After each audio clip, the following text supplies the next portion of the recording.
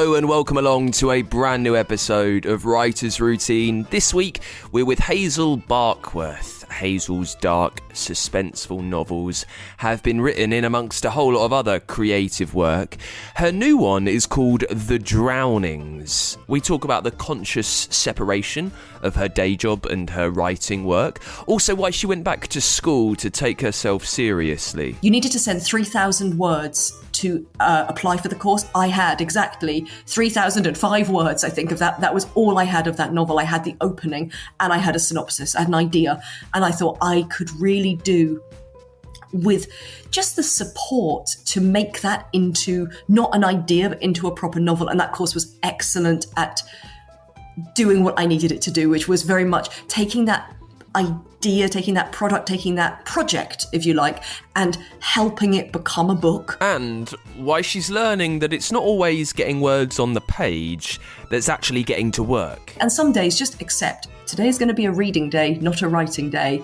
And that's just what the day was. And sometimes those days turn out to be by far the most productive because it's the day you have an idea you didn't have before. Sometimes I'll just go back to the Pinterest boards for a few hours and tinker around on there. Sometimes I'll try and make a better Spotify playlist for that book. Like, to me, it's words on the page need to happen and they're vital, but it's one part of writing. The rest of it is creating this atmosphere, this universe that hopefully you can capture on the page at some point. It's all on the way with Hazel Barkworth in a brand new episode of Writer's Routine.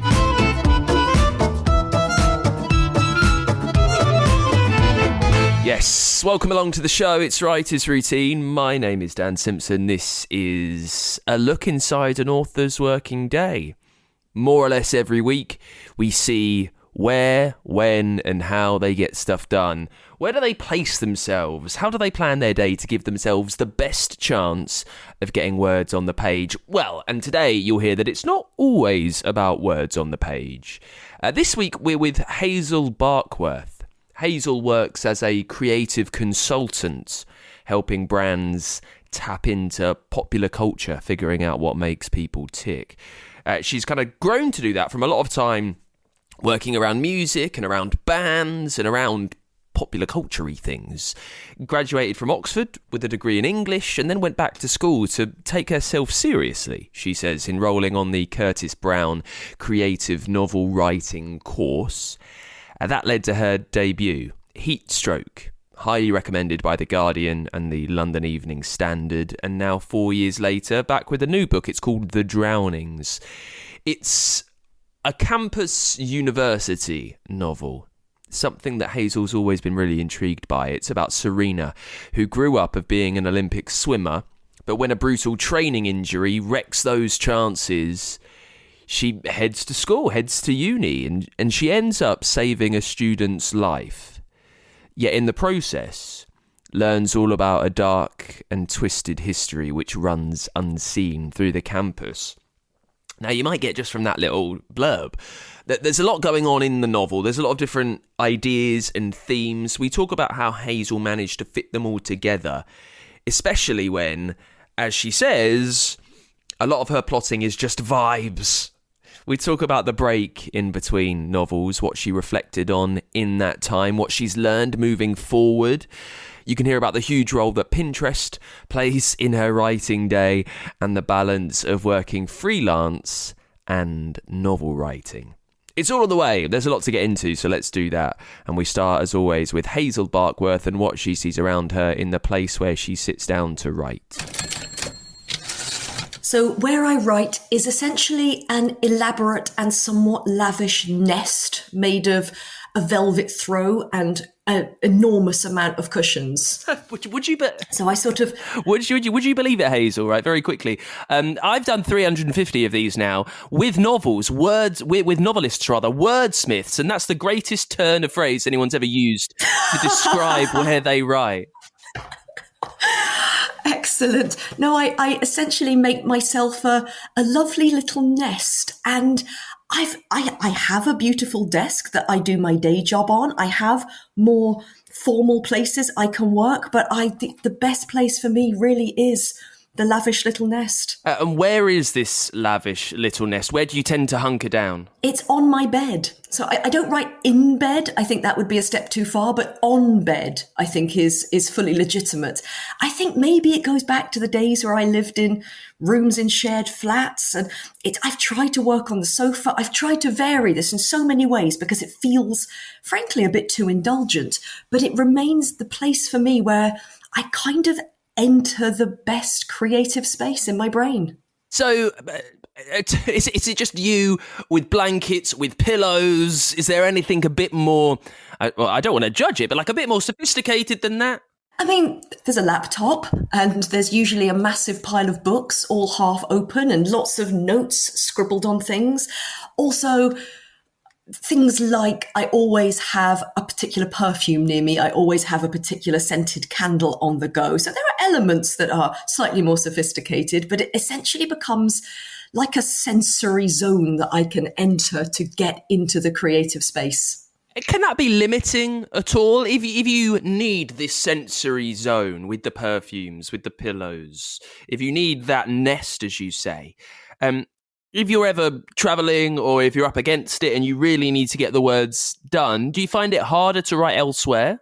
I think it's part of that, to be honest. I wrote certainly the whole of my first novel whilst doing a full-time job. So for me, writing has always been in little stolen snatches of time, little snippets on train journeys or walks in my lunch hour. And I carry a notebook, like I'm sure most writers do, absolutely everywhere I go. And I'm sure, like most writers, I am incredibly rigid on which notebook it is. For me, it's a moleskin cahier and nothing else will do, unlined. And I scribble down notes wherever I am. I think so much of writing isn't done at the computer. So much of writing is when you're walking, when you're talking to people, when you're listening to music or watching a film or a documentary, when you're reading other people's books. So I gather, I'm like a magpie almost. I gather lots of bits of ideas and words and snippets of phrases, sometimes whole paragraphs and pages scribbled in this notebook. And the nest to me is where I process all of that. So much of the writing happens outside of it, but where I go to write that up, to make sense of it, to turn it into real sentences and paragraphs is always back in that safe, comfortable place. I've spoken to some authors who will take their writing, will treat it in a very professional manner in that they might rent an office space somewhere and they'll travel there every day. They'll do the 9 to 5. Whereas you're on your bed, in your nest. You've got this zone around you. It feels a touch more, I guess, kind of personal, I would say. Has that always been reflected in the way that you write? I think for me, it's about the divide between my day job and my writing job. For me, writing, whilst it's work, it doesn't feel like a job, and I almost don't want it to be a job. I want to keep it in that lovely state of a sort of delicious hobby still, try and still keep it in that place, even though I've published novels and there are more people involved in that process. I freelance now. I used to have a full-time day job. Now I freelance in that day job. And when I freelance, I use a different computer. I sit at a very formal desk with a proper ergonomic chair and an ergonomic mouse, and I am in my professional zone. And my job is actually fairly creative. I think one of the issues for me is my job almost uses quite a similar muscle to my writing. So I have to really wrench that divide in my brain and in my life between days or hours when I'm doing proper day job work and days and hours where I'm doing something that's more for me. Was that originally a conscious thought to separate the two, and you've done all that you can to make the spaces very different as well? I've definitely tried to be a proper grown-up and write at my desk and, make it all feel like it's something that I'm treating seriously, which I treat very seriously. But to be honest, I always just find myself back in the comfiest possible space. And it almost makes me look forward to it more. It becomes this, like I'm writing this afternoon and I'm already thinking, oh, how lovely. And the worst case as well is, you know what? I think it probably comes from curling up as a kid, reading books endlessly. Like on days where I probably should have been outside having fun with friends, but just staying in and reading instead. It feels like it goes right back to that the reason that I write is the reason why I read. It takes you to that storybook place.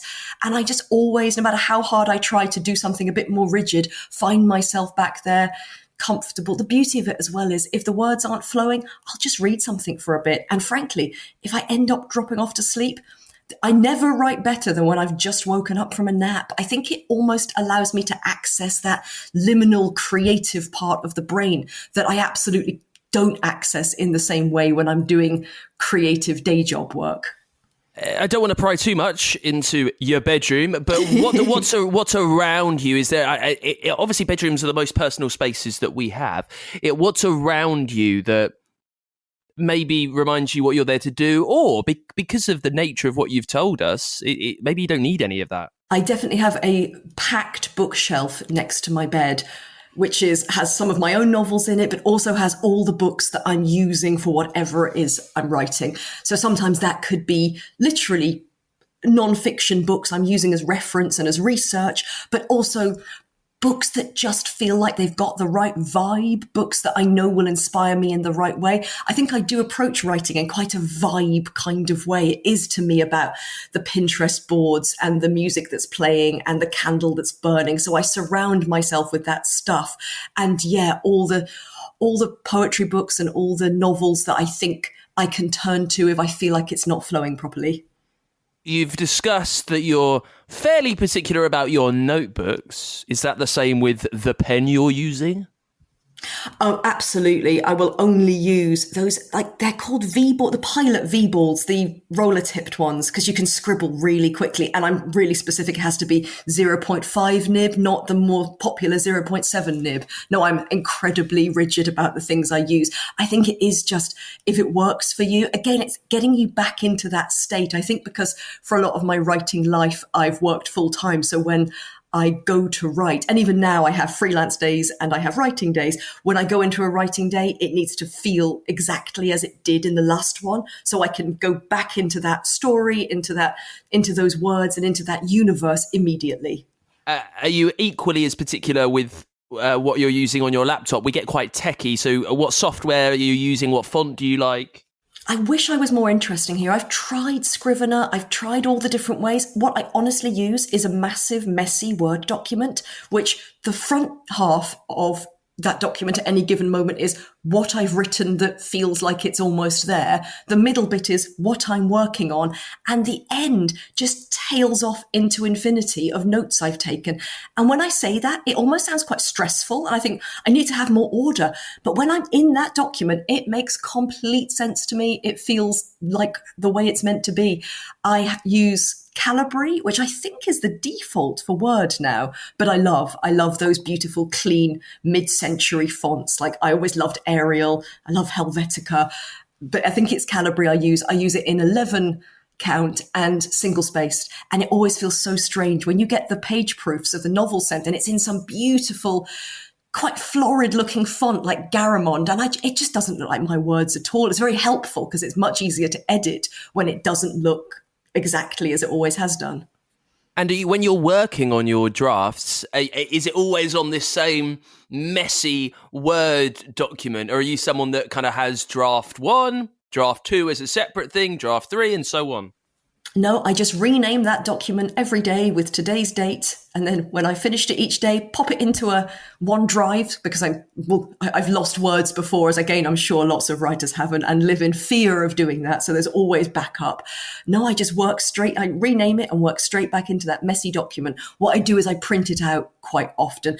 I wish I was the kind of person who could take the brilliant advice of just write a messy first draft, don't edit as you go.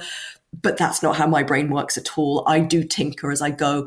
Sometimes the best way for me to get into the flow of writing is to edit. So I like to print out a lot. So I'll often have a printed out version of roughly where I've got to that I can then have a little look through, have a scribble on before I start writing the next chunk. What's the balance between how much you will edit? Because so many writers, as you've said, will say, just get the words down. You can't edit the blank page. So just get them down and then you can do all that later on. But if you're editing as you're going, is that a full edit? Is it just kind of surface level and you think, well, maybe I'll change this bit in the next draft? I'm always aware that things need to be altered and need to get better, but I really like it to feel right.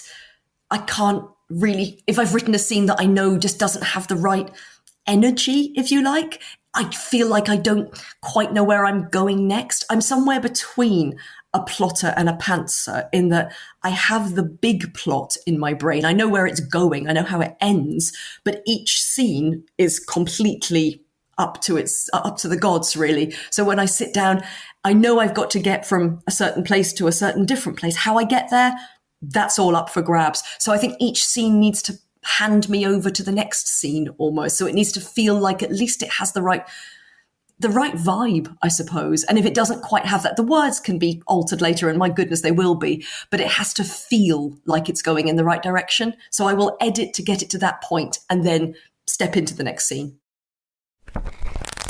On a writing day, I don't make myself get up too early. I'm useless if I'm tired. So I make sure I've slept as well as possible. Then I will make a coffee, prepare myself into my little nest, prop the laptop up on its own. It has its own cushion. It's a very particular cushion that gets it to exactly the right height. And I guess the first place I would start is reading what I wrote on the last day. Again, tinkering with that a little bit, playing with it a bit. And then I tend to set myself a scene or a chunk of scenes to write in those days. And that can either be taking notes on them or polishing them. And the first thing I will do is find my notebook that I've had in my handbag, get all the scribbles that I've it's almost like a bricolage of ideas that I've scribbled down over the last, however long it's been since I wrote last.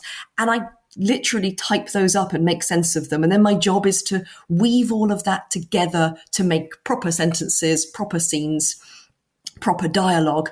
And I'm not very rigid with myself. I know some people set themselves phenomenal word targets. Again, I think for me, it's about keeping that distance between a day job where I have to be very efficient and I have to achieve a certain amount, and writing that I still like to be this lovely retreat, this special moment that feels like it's still mine and like it's still quite luxurious in its own way. So I wouldn't want to leave my computer with fewer than 500 new words on it. That would feel like I hadn't really achieved enough, but 500 is fine. I'd rather it was more, but I don't push myself on that. And I also find in that day, if I'm sitting in my lovely nest, I will also do a bit of research. I'll read some research books. I'll read a bit of whichever novel I'm reading that's helpful to me, that takes my brain to that space. So I will write the scenes I'm working on. At the end of the day, what I love to do, and it's the fun bit really, is brainstorm for a scene I'll be writing soon. So it can be the next scene, or it can be further along in the novel, just the one I'm like, oh, I can't wait for that one.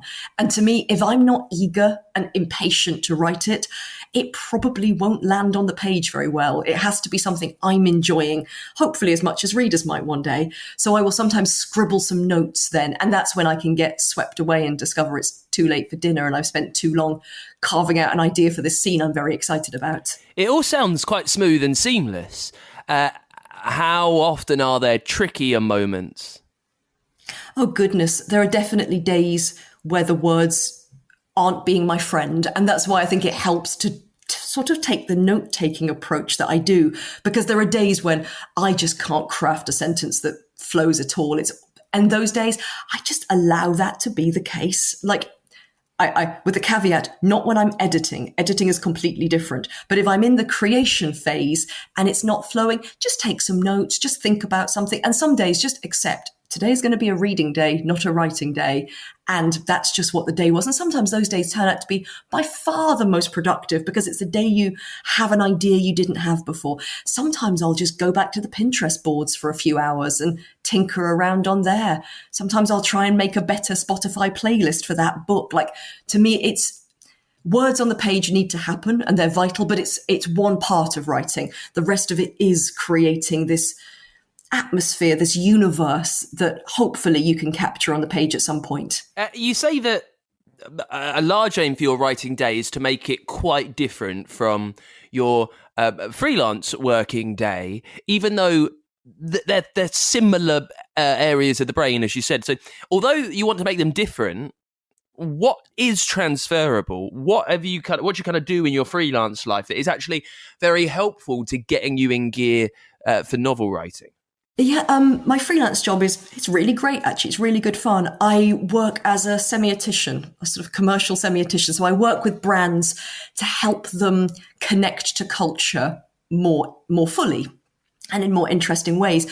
And it's quite a visual job. I'm a naturally verbal person, but the job has forced me to also learn how to be quite visual in the way that I express things. So I spend a lot of time looking at images and creating universes, I suppose, from those images and words that can be inspirational to brands to create packaging or adverts or new variants or whatever it might be. So it's quite a creative space. And it, I think, really helps me to engage the senses, both when I'm writing and hopefully in what I write. So my use of Pinterest, which I didn't used to do as a writer, but now absolutely do. I spend a lot of time on that in my day job. And that visual universe, I think it's probably helped me write in a more visual, hopefully more sort of possibly cinematic kind of way, because I think I'm engaging that sense of, well, what can be seen. Sometimes I read books and think, I don't know where I am. I know what the character's thinking, but I don't know where they are. And I hope one of the things I enjoy about writing is really sighting people in that space, but also pulling upon all the other senses. So what does it smell like? What do things taste like? How does it feel to be there? So I hope my day job expands me from just the words into all the other stuff that can hopefully make those words sing. When you're under contract for a book, and you're also working freelance, how do you deal with the balance of finding time and setting aside days to write a novel, when you've got to be thinking also about earning money through the freelance life and that seesaw, really? Absolutely. I think it's always a struggle, especially freelance is a roller coaster at the best of times. There will be months where I don't have much freelance work and can write loads, and there'll be months where I'm, working weekends as well as weeks. And I've pretty much learned the rhythm of a year by this stage, which is brilliant. And I think, honestly, having written for so many years, and I did my creative writing masters alongside a fairly demanding full-time job at that time. And I think I've just learned to grab those little bits of time that you don't need 8 hours. You don't even need 2. You can do something productive in quite a short space. And again, I think a lot of the things I do are tricks to try and get my brain back into the space of the book as fast as I possibly can. Like, it looks quite lavish to be propped up on my velvet cushions, but actually it's just a way to get me into that headspace as fast as I possibly can. It's actually relatively efficient in that way, because when the freelance work is flowing, which is fantastic, it does mean I'm squeezing the writing into small spaces, and it's always just about work. It's difficult, and it can be, because it does use a similar muscle of the brain, it can be quite exhausting. It doesn't feel like I sometimes think it must be wonderful to be a writer who's also, I don't know, an accountant. There's a completely different bit of the brain, I imagine. And so there can be an exhaustion to that, but I guess it also keeps you sharp and keeps you in that same zone. So is that how it tends to go when you are working freelance? You just have to snatch moments of novel writing when you can? Are you ever in a position to say, okay, no, this Thursday I'm just working on the novel, I'll have to say no to everything? Yeah, I think I tend to say yes to the freelance work and then find out what space I've got left and squeeze things around. And it is quite seasonal in the work I do. The back end of the year becomes very busy. And I did at one point, I was editing The Drownings whilst working a lot, actually. And in a way, it was great because you just stay in that efficient mind. You just don't let yourself leave it. And when I'm editing, I enter a new gear. It's almost like when someone else needs the work, when someone else is involved. And I love the collaborative side of writing. I really love being edited. I think it's a wonderful process, and it just feels like a real honor, to be honest, to have somebody else care about your words. And when there's someone waiting for it, I become turbocharged, and I'll work all the hours of the day and it will be done in time. I really put that, then isn't a sort of languid, lovely, let the words flow. At that point, it's strange. Without even really trying, I enter this different mode. Now, the debut was Heatstroke, So that was a few years ago now. The newest novel is The Drownings, with a 4-year break in between, obviously full of writing and other stuff. And you're clearly someone quite thoughtful about the process and analysing how you do it best. What did you learn from writing Heatstroke, particularly the way that you wrote it, when and where, that changed or stayed the same as you moved on to The Drownings? Heatstroke, I wrote, that was the novel that was very much written in evenings and weekends and holidays. I think I went down to 4 days a week at work. So I had these lovely Fridays. I had long weekends and I used to get a huge amount done. I actually wrote a lot of that sometimes in the same space I usually write. It was the one novel I actually wrote in libraries. My partner was doing a PhD at Oxford at the time. So I would sit in the libraries and just type for hours, which was wonderful because it felt very disciplined. And I think that sense of being able to come in and out of the novel with Heatstroke, I wouldn't look at it for 4 days a week because I might be thinking about it all the time. I'd go for walks in my lunch break and think about it. But my writing time was very, very regimented because there wasn't much of it. And that ability to dive back in, I think as well, it taught me to think of a book as a series of scenes, of like chunks of what happens almost, that it isn't just not quite chapters, more like I almost conceptualize the 80,000 words or whatever it is as about 10 or 12 different chunks. And I'm just working on that bit right now. I don't need to worry about what comes next. I'm working on this bit. I need to get from here to here. And that felt quite manageable. I felt like, right, I can do that. That's, whatever it was, sort of 8 to 10,000 words or whatever. I can conceive of that in a little block. And I used to carry a printout with me while I was working on each of those little chunks and really make sure each one felt right. Also, the same with The Drownings, actually. The first thing I did with The Drownings, there's a sequence of scenes that are set in the past that talk about the lead character as a professional swimmer. And I wrote that I think it's about 10 to 15,000 words. I wrote that as a separate chunk. And that was the first thing I did with that book, which really helped. It helps me to break it down into sort of manageable, not quite bite-sized, but certainly edible chunks that I can carry with me and then move to the next one, rather than feel like you've got this enormous, unwieldy 80,000 word beast that you're not quite sure where you are. And then as you go onwards and write a third novel, but turning it into chunks from The Drownings, that's one thing that you'll take with you. How else are you thinking, well, this worked, maybe this didn't, maybe I'll try it this way as I write on? I recently started something, I actually abandoned something quite recently. I'd written, about 60,000 words, 50 to 60,000 words of a novel that I was enjoying it. I don't think I was enjoying it as much as I should have been. It just, something wasn't quite clicking for me. And I thought, you know what, if it's not clicking with me, it's unlikely to click with other people. So I made a new idea arrived through a Pinterest board that I'd made. I have no memory of making. So it was almost like my future self, my past self had sent me a little missive in the form of a Pinterest board that I randomly looked at and thought, I've got an entire idea that is more exciting to me than what I'm currently writing. And phoned my agent and was like, can I switch to this one instead, please? And luckily she was very conducive. And to me, that's what I've learned, is that I have to be excited. I have to be engaged. And for the book I'm currently writing, I'm so excited about it. It feels so delicious and wonderful. And I'm impatient to get back to it. And it feels like a delight when I'm writing it. And if that's all I have to sort of gauge by, really, is how much fun I'm having. And it almost has made me ramp up the sensory stuff. So really go for it with it. This book is set in the world of music. So there's lots of music playing while I'm doing it, and almost really push harder into that space, really allow it to be something that is exactly what I want to write and in the way I want to write it, and just have some fun with that. So you studied English at Oxford University, and then, am I right, you went back to, and you graduated with a master's in creative writing. You also took on the Curtis Brown creative novel writing course. So that's a lot of study for something that other authors maybe will have an idea and they'll simply start typing. They won't feel the need to learn. What compelled you to go back to school in a way before you started writing? I think it was about taking myself seriously as a writer. it's really, if you're working and you have, I don't know, family commitments or whatever anybody might have in their lives, it's so difficult to carve out that space. And frankly, to make those sacrifices that writing demands, it takes a really, really long time to write a novel.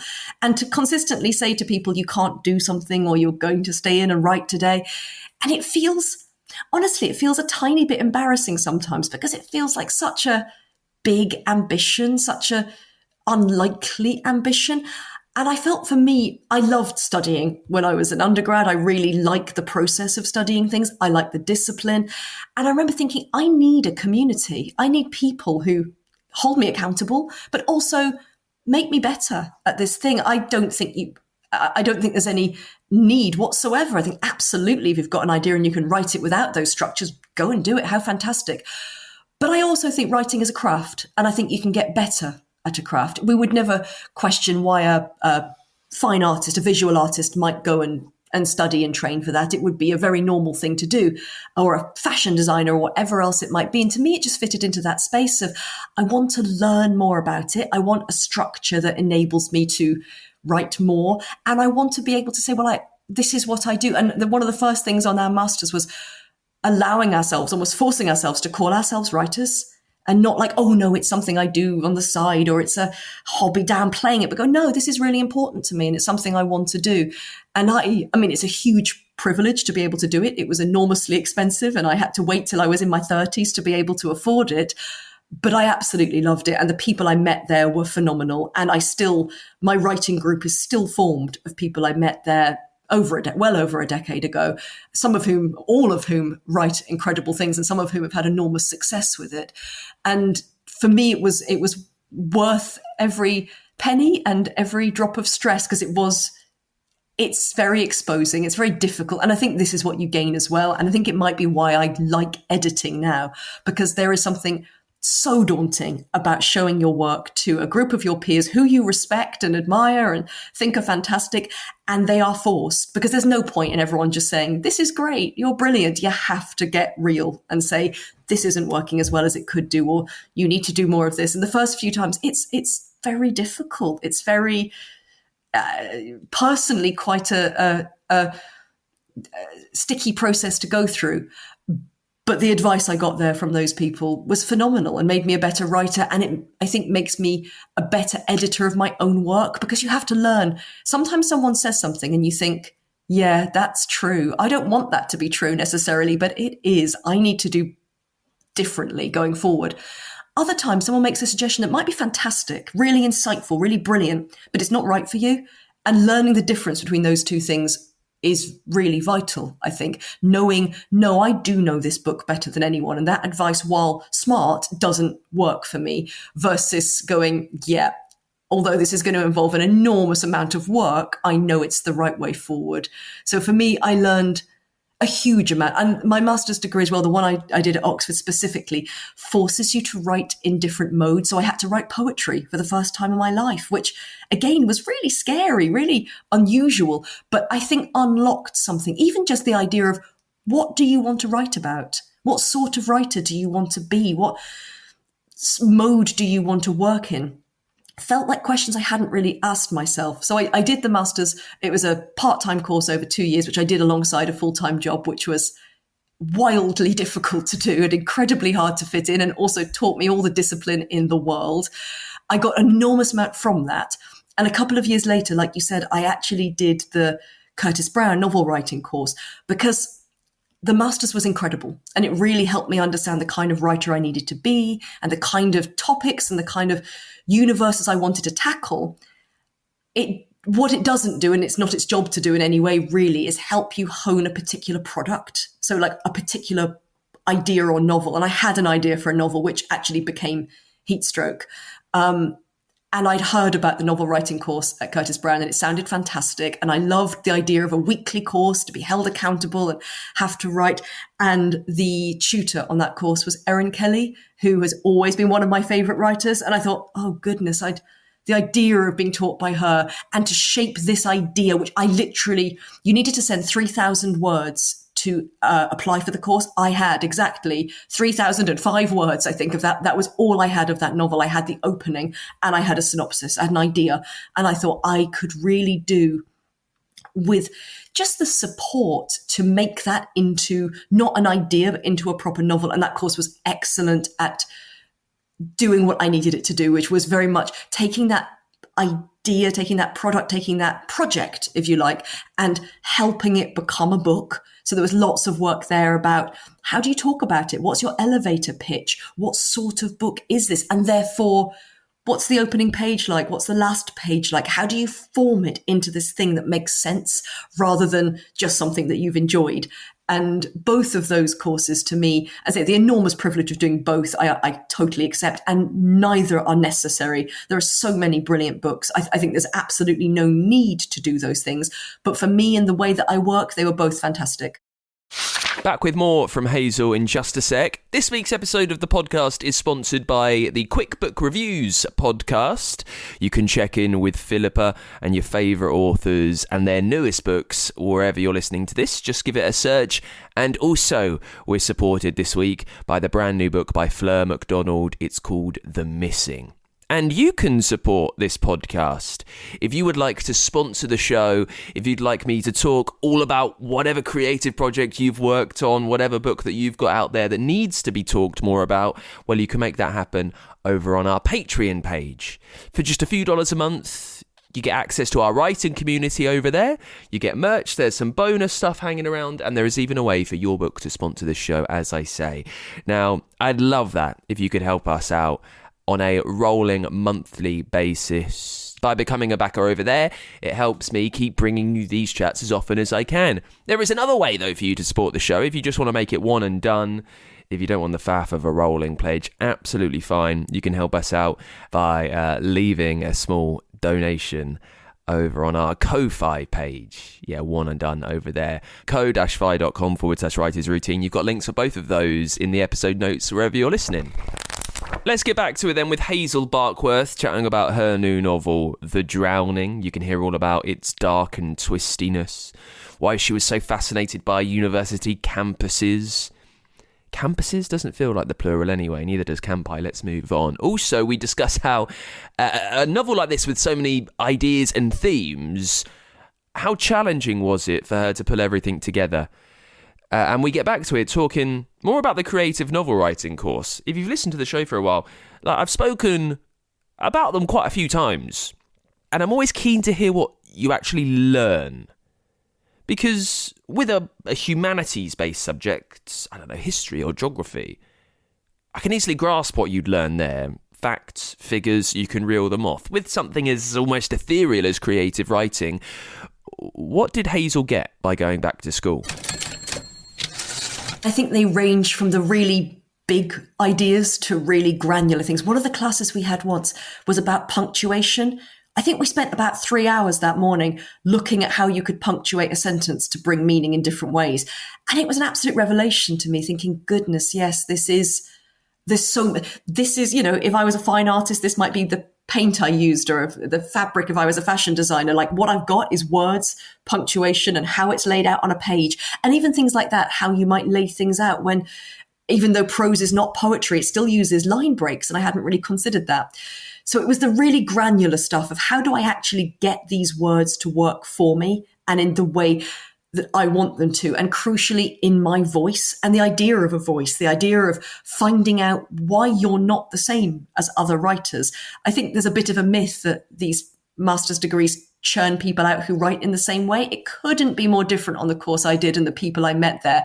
Everyone approaches things wildly differently, and that's fantastic. But this idea of finding out, how do I use words? What are the things that make my writing distinct in good ways and bad ways? Do I need to curb some of those? There was also some bigger stuff. I remember once a dear writer friend who's a wonderful writer once put a red line through an entire page of what I'd written and wrote, "Be more subversive," along the top of the page. And I thought, that is some of the best advice I've ever been given. It was very directly given, but I remember thinking, it's completely right. That's what I need to do. And I think my writing when I started that master's was quite safe and quite almost tentative.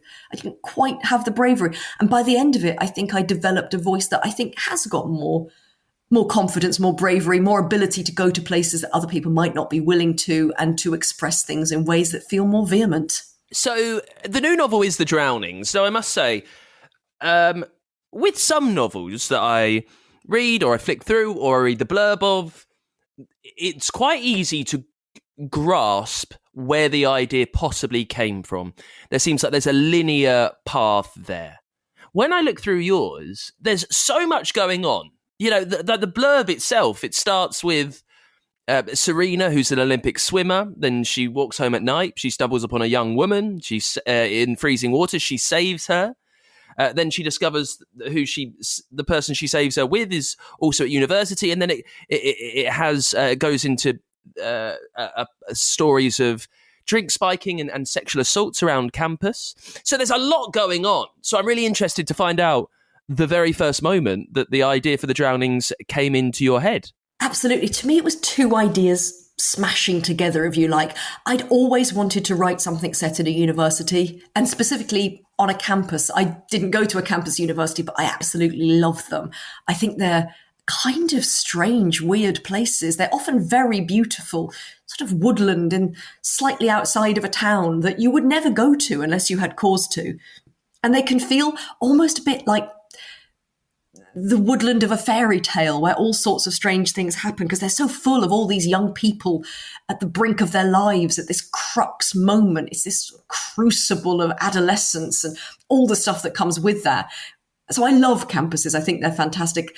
I like universities and students. I think it's a really brilliant moment in people's lives where you're sort of in that liminal space between adulthood and childhood. You've not quite become an adult yet, but you're certainly not a child. And all these open minds ready to take on board all these new ideas. And that can be potent and brilliant, but also quite dangerous. So I knew I wanted to write something set on a campus. I just didn't really know what. And then I was talking to a friend who told me about someone she knew who'd been a competitive swimmer and then hadn't been able to continue being a competitive swimmer. And it was a perfectly nice conversation, and I didn't think I'd think about it. And it absolutely took over my brain. This idea of not being able to continue doing this thing that you had dedicated your life to, that you were phenomenal at, that you were potentially world class at, and then you can't do it anymore. And it haunted me, this idea of this competitive swimmer. Now, I'm not a swimmer. I can swim. I can sort of swim on holiday and stuff, but I've never done it on any sort of professional level. And I started to read books about professional swimmers, and it absolutely, the amount of research I had to do to make it believable that I know anything about that was extraordinary. And I knew I wanted to write about swimming. And then the ideas of water on the campus came to me, and the idea of what else water can mean. And at the time I was writing, I was living in Oxford with my partner, and we were seeing lots of protests. We were seeing things like the Roads Must Fall protest, about icons and images around the university that have meanings that don't sit well, that feel deeply oppressive and feel like the university's holding up ideas as canonized, as good, when very much a lot of people would strongly agree that they're not those good ideas. And also there was a lot of drink spiking going on at the time. And these things swirled in my brain. And I thought these can all connect together. And I loved the idea of the campus being somewhere that's existed for hundreds of years, or certainly that land has been there, obviously, forever. And what had happened there could sit there. The history could feel very real. It could feel like something you could connect with. So the ideas of water, the ideas of campus, and the ideas of protest began to swarm around in my brain and form that story. How conscious was that swirling? So you had this idea of wanting to write a campus novel. You're sitting on that. Then you get this idea that you can't escape, of a swimmer not being able to do what they want. Are you actively thinking, well, I really want to write the campus novel, maybe I can do that? Is it a bit more organic than this? I'm lucky, I think, that whilst I'm quite a slow writer, I write the ideas very, very rapidly. So for all of the novels that I've approached, I've written a sort of 5 to 10 page synopsis almost straight out. So this idea, I think it was bubbling away in the background. And suddenly, literally one day I was like, oh my goodness, this could fit together. And the character of Serena and the things that happened to her the other characters came a little bit later to flesh it out. But the idea of someone landing on a campus after having been a swimmer and then getting involved in protest came quite rapidly, and the beats of that felt quite clear to me. So it sort of arrived in a bit of a package that obviously then takes a very long time to make into something stronger. And the character of Zara, who is a social media influencer, I liked the idea of another character to offset Serena, who also uses her body in unusual ways that feel quite challenging and exciting and different. And then the character of Jane, who is essentially the sort of ringleader, I suppose, of the protests, emerged more slowly as the catalyst to make everyone come together. And we're talking about those characters there.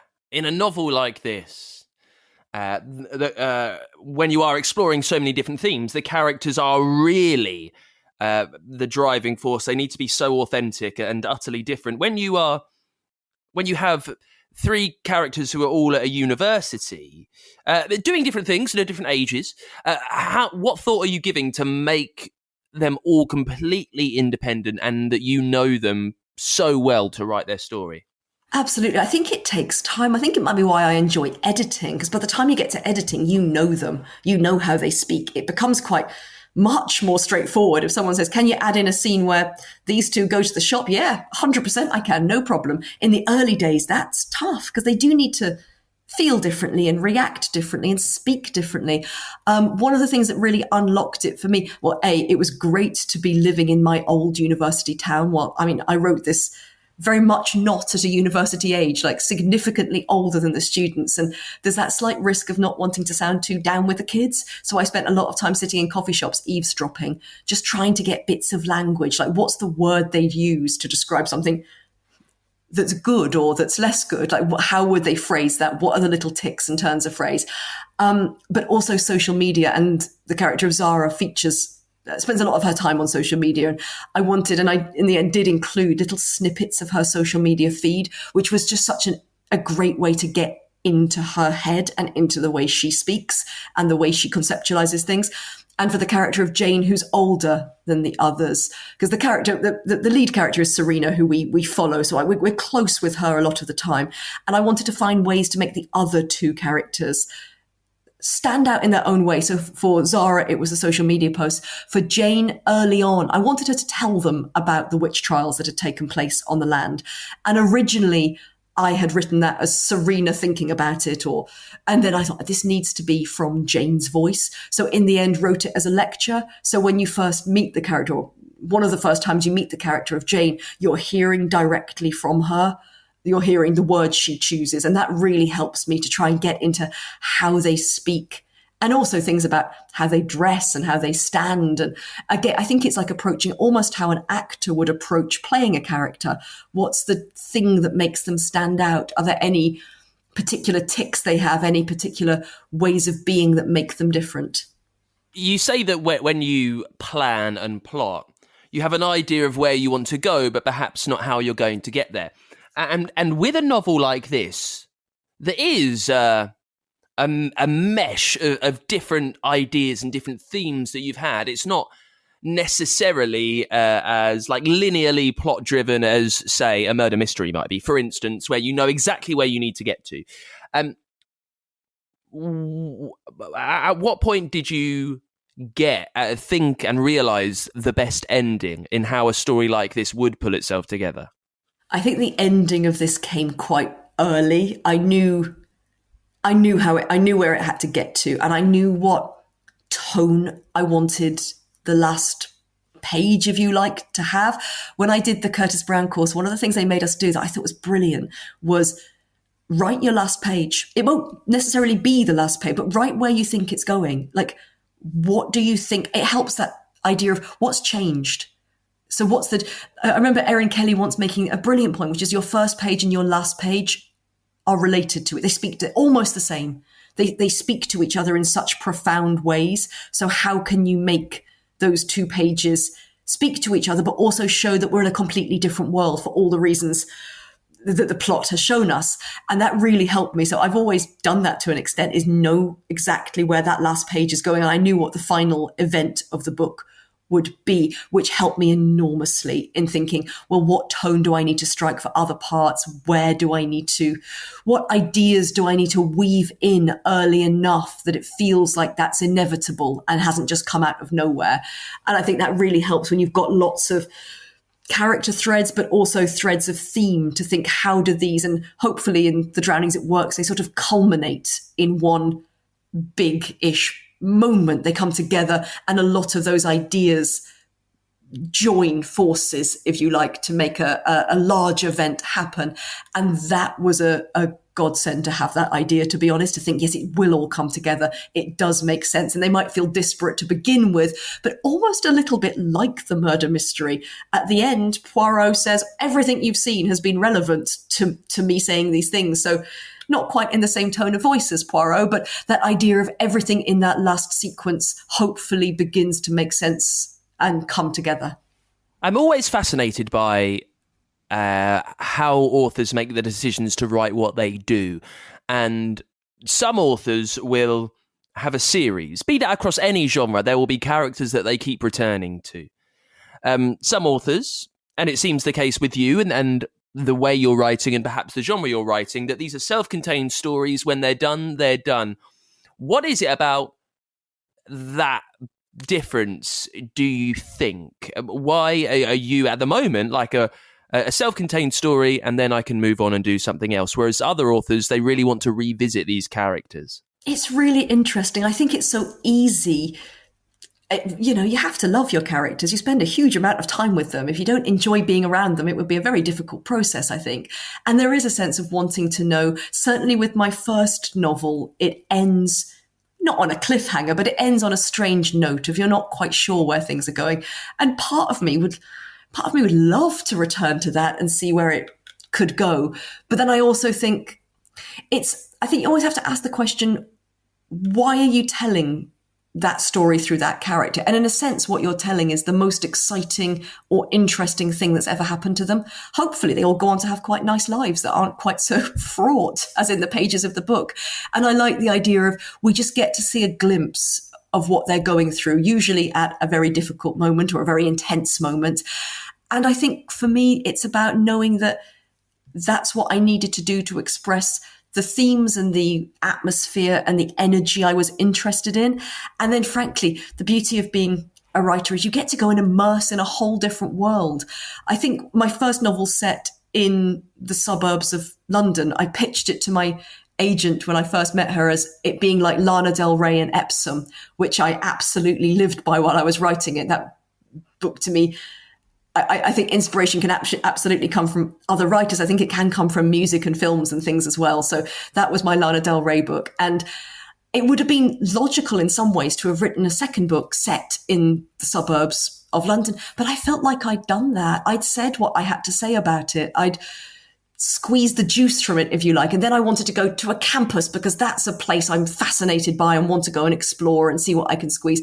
The book I'm currently writing is set in Camden at the turn of the century, the 21st century. So about 20 odd years ago. And again, it's this amazing stage in which I can throw some ideas and some characters and see what happens and squeeze from it. And I think, to be honest, my where I go next will probably be somewhere quite different. I think it's one of the indulgences of being a writer is you get to spend time in these places that presumably fascinate you. Otherwise, you wouldn't set things there. And then jump onto the next one. And it feels like a wonderful way to keep your brain interested, to learn about different things. Actually, I really enjoy the research process of writing as well. And it just feels like a way to keep myself nimble and excited. And that is it with Hazel Barkworth. That new novel is The Drowning. If you'd like to get a copy, use the link in the episode notes. It will take you forward to our bookshop.org page, which helps out your local independent bookstore as well. Also, you can support the show on Ko-Fi and Patreon there. You can find links to get in touch with us at writersroutine.com. And you can find out more about our sponsors this week. The Quick Book Reviews podcast with Philippa and the Missing by Fleur MacDonald. More details in the episode notes, and I will be back with a brand new guest on the podcast next week. Thank you for listening. I'll see you soon.